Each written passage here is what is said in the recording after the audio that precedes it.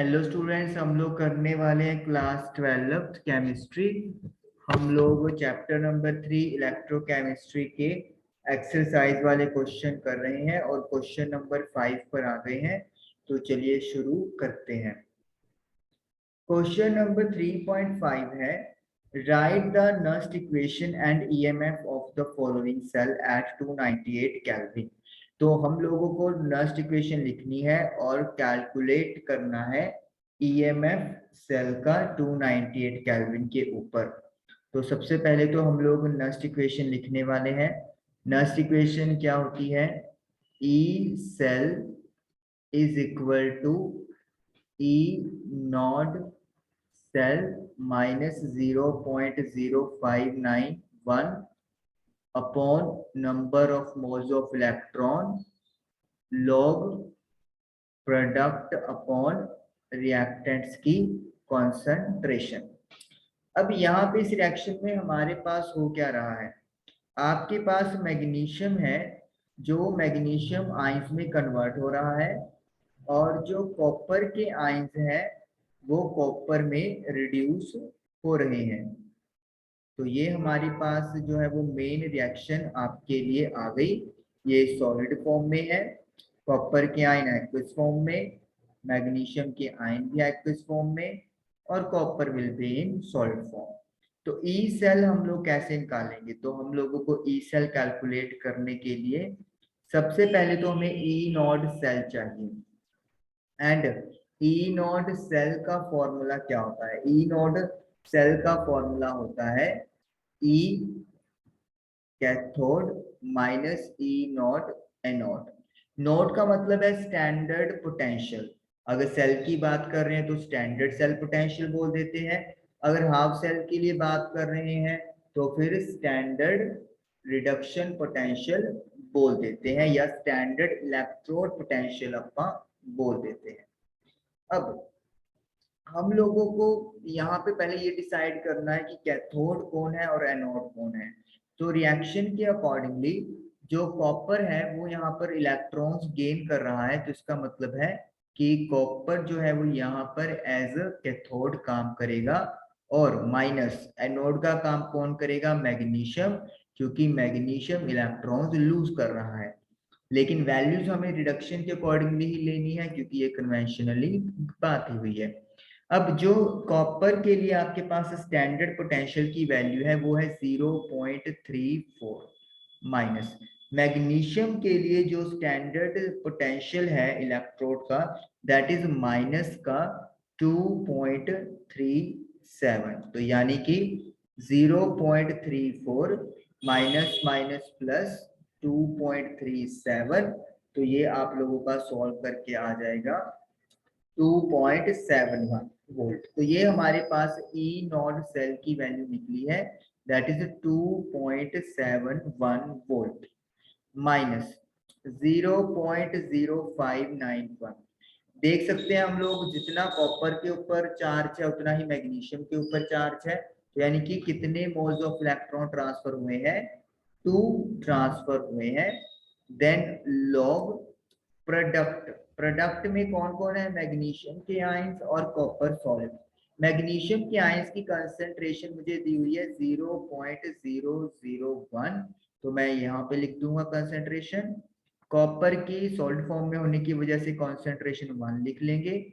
Reactant में magnesium है जो सॉलिड फॉर्म में है तो इसका कंसंट्रेशन 1, और कॉपर के आयंस की जो कंसंट्रेशन है वो 0.0001 लिख लेंगे। सबकी पावर यहाँ पे 1 रहेगी क्योंकि कोफिशिएंट जो है वो 1 है सभी रिएक्टेंट्स और प्रोडक्ट्स में। नाउ 0.0591 को 2 से डिवाइड करेंगे तो आई विल गेट 0.02955 लोग। जब इसको आप सॉल्व करेंगे तो देखिए यहाँ पे क्या है, 1 के नीचे 1000 क्योंकि 1 2 3 3 जीरोस लगा देंगे और यहाँ पर डिजिट के बाद 4 जीरोस हैं तो 1 2 3 4, तो यानी कि 3 जीरोस कैंसिल कर देंगे तो हमारे पास सिर्फ क्या बचेगा? 10 बचेगा। तो इसका मतलब है 2.71 माइनस 0.02955, log 10 की वैल्यू 1 होती है, तो मतलब आप मल्टीप्लाई बाय 1 करके दिखाना चाहते हो दिखा सकते हो, या फिर सिंपली इधर लिख देंगे log 10 is equal to 1। Okay, तो मैं 2.71 में से 0.02955 माइनस करूंगा, तो I am getting around 2.68 volt. तो ये मेरे को आंसर मिल गया है जो बिल्कुल सही है। तो मतलब पहले तो आपको डिसाइड करना है कि कैथोड कौन है और एनोड कौन है, फिर आप लोगों को रिएक्शन के अकॉर्डिंगली वहां पर नस्ट इक्वेशन लिख लेनी है और उसके वैल्यूज पुट करके सॉल्व कर लेंगे। तो 3.5 का फर्स्ट पार्ट हमारा डन हुआ। चलिए अब करते हैं सेकंड पार्ट। तो सेकंड पार्ट में मेरे पास रिएक्शन है, तो चलिए पहले मैं एक बार रिएक्शन लिख देता हूँ, क्योंकि वहां पे यहाँ पे तो वैसे भी अपने को लिखनी पड़ेगी। हम देख रहे हैं कि जो आयरन है उसने इलेक्ट्रॉन लूज किए हैं और जो हाइड्रोजन है उसने इलेक्ट्रॉन्स गेन कर लिए। तो इसका मतलब है जो रिएक्शन होगी वो कैसे होगी, आयरन सॉलिड फॉर्म में प्लस H पॉजिटिव जिनकी कंसेंट्रेशन 1 मोलर दी हुई है, तो Fe2 पॉजिटिव एक्विस फॉर्म में कंसंट्रेशन 0.001 है, और साथ में हाइड्रोजन गैस, ये हमारे पास 1 बार प्रेशर दिया हुआ है। यहाँ पे आप कंसंट्रेशन, यहाँ पे भी कंसंट्रेशन लिखी थी एक्विस, और यहाँ पे 1 ही रहेगा। तो अब यहाँ पे हम लोग क्या देखेंगे कि पहले तो लिखते हैं नस्ट इक्वेशन, जैसे उन्होंने बोला हुआ है E cell is equal to E naught cell minus 0.0591 upon number of moles of electron transfer log product upon reactant। तो दिस इज द इक्वेशन, ये हमारे पास नेक्स्ट इक्वेशन है। अब यहाँ पे पहले हम लोग ये देखेंगे कि H के ऊपर +1 चार्ज है और आयरन के ऊपर +2 चार्ज है, तो यानी कि इनको बैलेंस करना जरूरी है। तो मैं हाफ हाफ रिएक्शन के थ्रू आपको समझाता हूँ कि कैसे आपका करते हैं ये। जो आयरन है उसने 2 इलेक्ट्रॉन लूज किए, तो वो Fe2 पॉजिटिव में कन्वर्ट हो जाएगा लाइक दिस हाफ रिएक्शन। जो H पॉजिटिव हाइड्रोजन के आयंस हैं वो एक इलेक्ट्रॉन गेन कर लेंगे और बन जाएगा H का एक एटम। लेकिन यहाँ पर 2 इलेक्ट्रॉन्स हैं और यहाँ पर एक इलेक्ट्रॉन है, तो यानी कि इस इक्वेशन में हम लोगों को मल्टीप्लाई बाय 2 करना पड़ेगा। तो इससे क्या रिजल्ट निकलने वाला है, इससे हमारे पास जो इक्वेशन है, जो मेन इक्वेशन है वो क्या बनेगी। तो जैसे अगर हम लोग यहाँ पे भी देखें, जो मेन इक्वेशन मैंने यहाँ पे भी लिखी है, यहाँ पे भी आपको क्या दिख रहा है कि हाइड्रोजन पॉजिटिव है लेकिन यहाँ पे H की 2 एटम्स हैं, तो बैलेंस करने के लिए कोफिशिएंट क्या लगाना पड़ेगा, मुझे 2 लगाना पड़ेगा। तो यानी कि 2 इलेक्ट्रॉन्स हैं जिनका ट्रांसफर हो रहा है 2 मोल्स ऑफ इलेक्ट्रॉन, तो N की वैल्यू मुझे 2 मिल गई है। ओके, तो अब मैं अलग से लिखने की जरूरत नहीं है।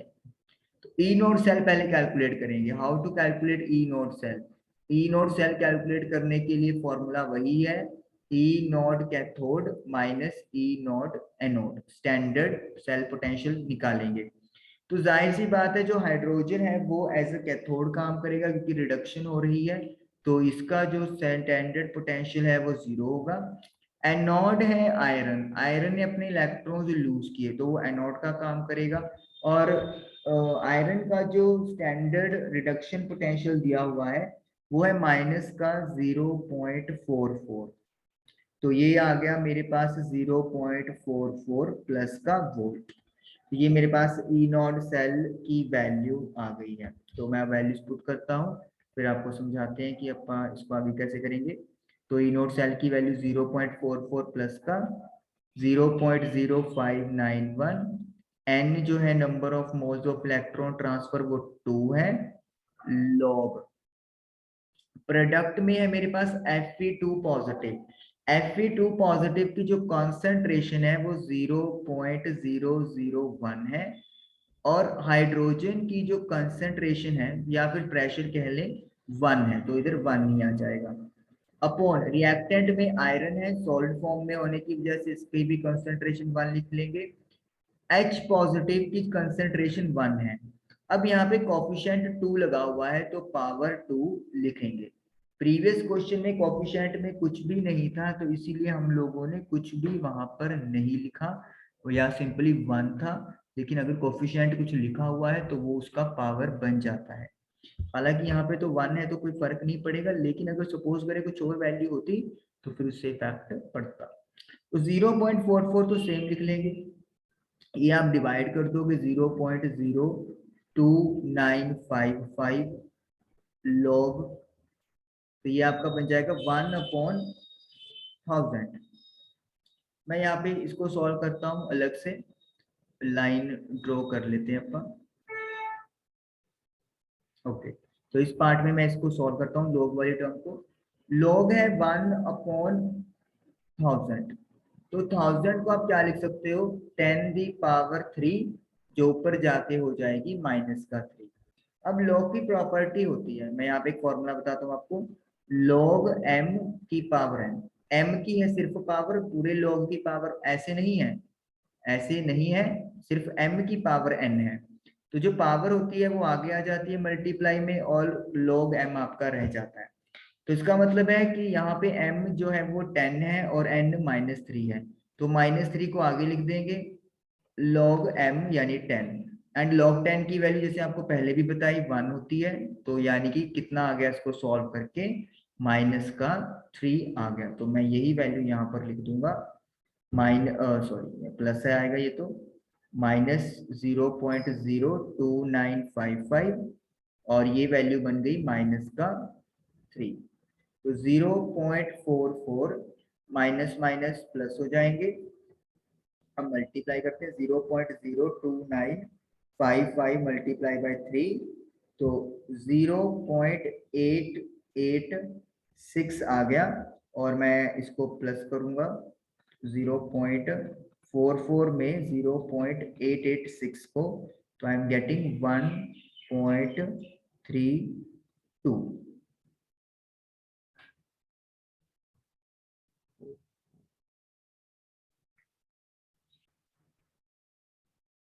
यहाँ पे थोड़ा गलत कर दिया मैंने कैलकुलेटर से भी, जब आप इसको मल्टीप्लाई कर रहे हैं तो 0.0886 आ रहा है, मतलब मैंने पहले 0.88 लिख दिया था।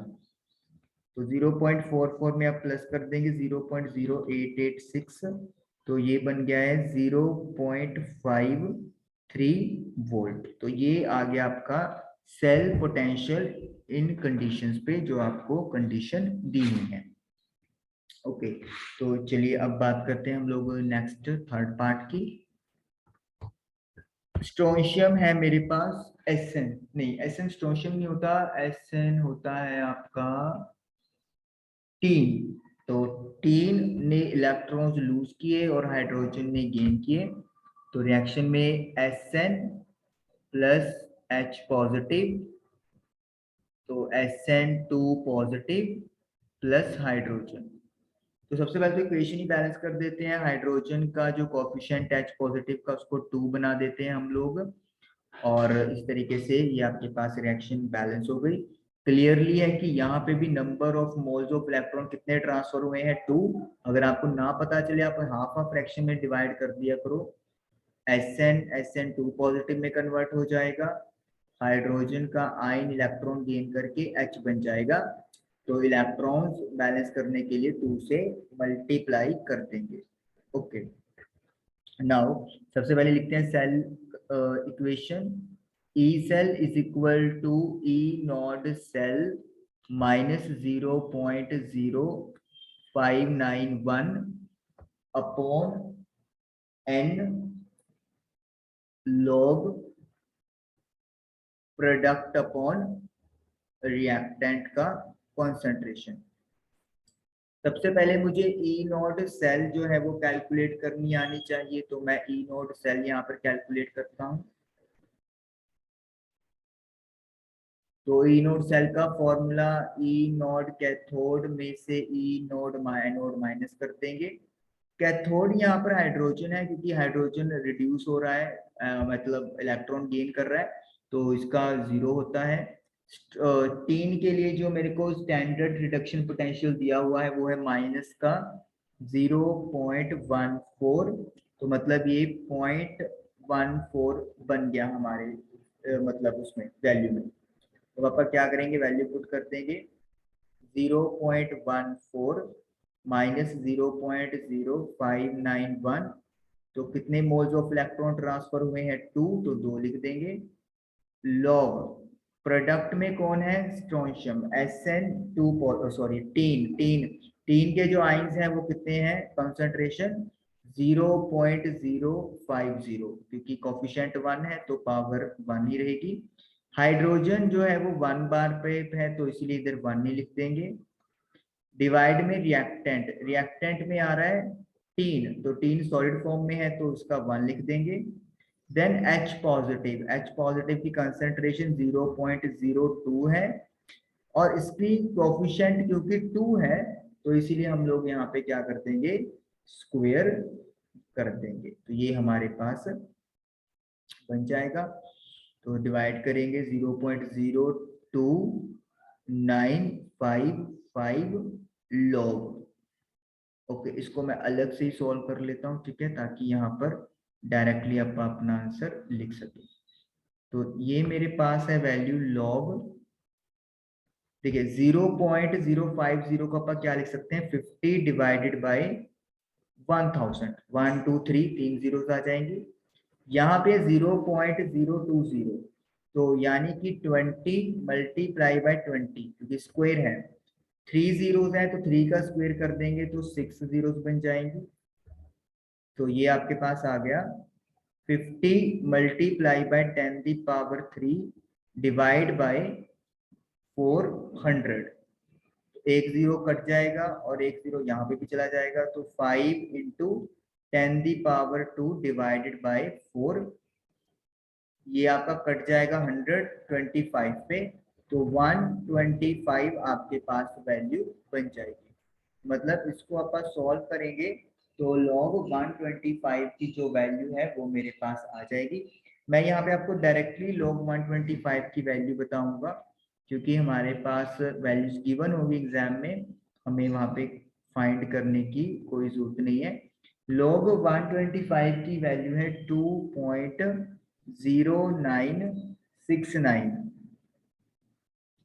0.14 माइनस, अब इन दोनों क्वांटिटीज को मल्टीप्लाई करेंगे, 0.02955 2.0969, तो ये मेरे पास आ गया 0.062, तो जो माइनस करेंगे 0.14 में से 0.062, तो 0.078 वोल्ट, ये मेरे पास आंसर आ गया है और ये आंसर बिल्कुल सही है। तो कहने का मतलब है कि सेल पोटेंशियल की वैल्यू हमारी कैलकुलेट होके 0.078 वोल्ट आ गई। Okay, now let us do fourth part.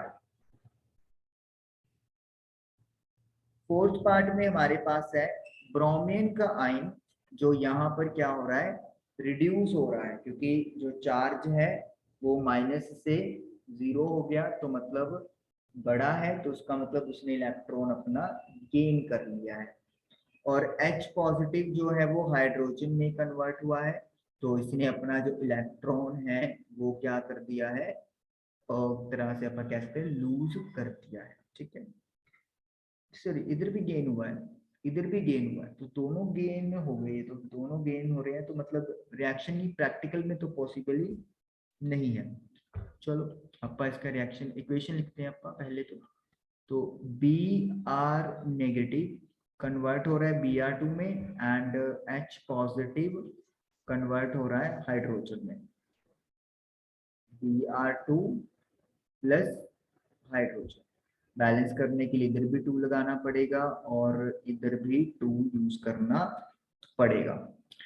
Now अब हम लोगों को करना क्या है, अब हम पहले इक्वेशन लिखेंगे सेल पोटेंशियल वाली। तो E cell is equal to E naught cell minus 0.0591 upon number of moles of electron transfer product upon reactant का कॉन्सेंट्रेशन। सबसे पहले ई नॉट सेल कैलकुलेट करेंगे and what is the formula, E cathode minus E anode. अब यहाँ पे देखिए actually में क्या हो रहा है, -1 था ब्रोमीन के ऊपर चार्ज और यहाँ पर चार्ज जो है वो 0 रह गया। तो इसका मतलब क्या हो गया कि माइनस से वो 0 पे गया है, तो जो उसने अपना इलेक्ट्रॉन था वो लूज कर दिया। हाँ ठीक है, तो रिडक्शन हुआ। ठीक है ठीक है, तो यहाँ पे उसने अपना इलेक्ट्रॉन नहीं लूज किया, लूज किया तो ऑक्सीडेशन हुआ।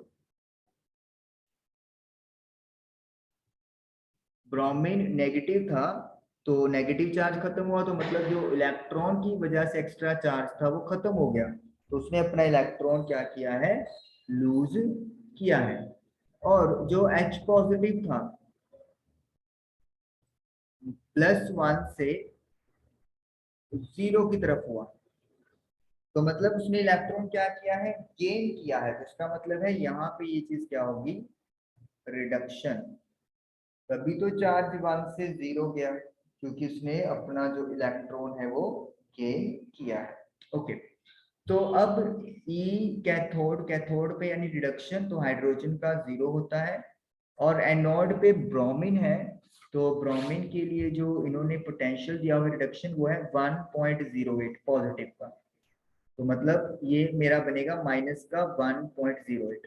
तो मतलब कहने का तो है कि आइडियली ये तो चीज पॉसिबल ही नहीं है कि एक रिएक्शन हो रही है जिसमें ब्रोमीन जो है वो ऑक्सीडाइज हो और हाइड्रोजन आप लोगों का रिड्यूस हो। ये चीज कहता पॉसिबल ही नहीं है, क्योंकि सेल की वैल्यू पोटेंशियल की नेगेटिव आ गई। चलो हम तो अपना उसी के अकॉर्डिंगली कैलकुलेट कर देंगे। तो ई नोड सेल की वैल्यू है 1.08 with negative. You can clearly see कि 2 मोल्स ऑफ इलेक्ट्रॉन ट्रांसफर हुए हैं। प्रोडक्ट में है ब्रोमीन, जिसका कॉन्सेंट्रेशन जो है लिक्विड फॉर्म में तो 1 ही लिखेंगे, हाइड्रोजन 1 बार प्रेशर पे है। रिएक्टेंट में है B R negative, B R negative की कंसेंट्रेशन 0.010 है, क्योंकि कोफिशिएंट में 2 लगा हुआ है तो स्क्वायर कर देंगे। और H पॉजिटिव की जो कंसेंट्रेशन है वो 0.030 है, और उसका क्या कर देंगे, स्क्वायर कर देंगे, क्योंकि रिएक्शन में कोफिशिएंट 2 लगा हुआ है। तो माइनस का 1.08 डिवाइड करेंगे तो ये बन जाएगा 0.02955। इसको फिर वही चीज है कि अपन अलग ही सॉल्व कर लेते हैं, डायरेक्टली यहाँ पे अपन आंसर लिख देंगे। तो लॉग नाउ जब आप इसका पॉइंट हटाओगे तो 1 2 3, तो 3 जीरोस लगेंगी क्योंकि स्क्वायर है, तो 10⁶ लिखेंगे। और नीचे 10 है, 10 का स्क्वायर यानी कि 100। इसी तरीके से नीचे आएगा 30 का स्क्वायर, यानी 30 को 2 बार, और 1 2 3 3 डिजिट है तो इसीलिए 10⁻3 और स्क्वायर होने की वजह से 6 हो जाएगा। तो ये आपका बन जाएगा 2 3 4, 4 जीरो तो कैंसिल, तो 10⁸ डिवाइडेड बाय 3 मल्टीप्लाई बाय 3 यानी कि 9। तो इसको हम लोग क्या लिखेंगे, इसको हम लोग लिखेंगे लॉग 10⁸ डिवाइडेड बाय 9। अब यहाँ पर एक प्रॉपर्टी होती है, और उस प्रॉपर्टी के अकॉर्डिंगली जब लॉग में 2 डिवाइड में चले जाते हैं तो उनको अपन सेपरेट कर सकते हैं। तो 10⁸ माइनस लॉग 9, तो आप देखते हो ऊपर वाला तो एज इट इज लिख दिया, नीचे वाले के साथ क्या लगा दिया मैंने, नेगेटिव साइन लगा दिया। 1 2 3, ठीक है। ओके, तो अब ये माइनस का 1.08 माइनस 0.02955। अब देखिए यहाँ पे वही चीज आ गई, 10⁸ है तो पावर क्या आ जाएगी, आगे आ जाएगी 8, और log 10 बचेगा, log 10 की पावर 1 होती है।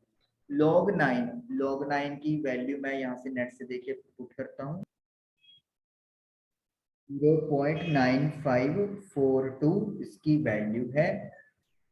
अब मैं यहाँ पे सॉल्व कर लेता हूँ। कर लेते हैं, तो माइनस का 1.08 माइनस का 0.02955, 8 में से 0.9542 माइनस कर देंगे तो 7.0458 बन जाएगा। माइनस का 1.08 0.02955 में से अब मुझे मल्टीप्लाई ये करना है 7.0458 पे, तो ये मेरा बन गया 0.2082। तो दोनों नेगेटिव के हैं तो ऐड हो जाएंगे, लेकिन साइन रहेगा नेगेटिव का। तो ये मेरे पास माइनस का 1.288 वोल्ट बन रहा है, बिल्कुल सही आंसर है। तो नेगेटिव है, तो नेगेटिव का मतलब ये चीज हो गया कि जिस तरीके से रिएक्शन लिखी है या गिवन है उस तरीके से पॉसिबिलिटी नहीं है। हाइड्रोजन का ऑक्सीडेशन हो सकता है और ब्रोमीन का रिडक्शन हो सकता है अगर इन दोनों के बीच में रिएक्शन करवानी है तो इस तरीके से ये हम लोगों का फिफ्थ क्वेश्चन के 4 पार्ट्स क्लियर हुए। आई होप नस्ट इक्वेशन और कैसे यूटिलाइज करना है ये चीज आपको क्लियर हुई होगी। Thank you for watching the video.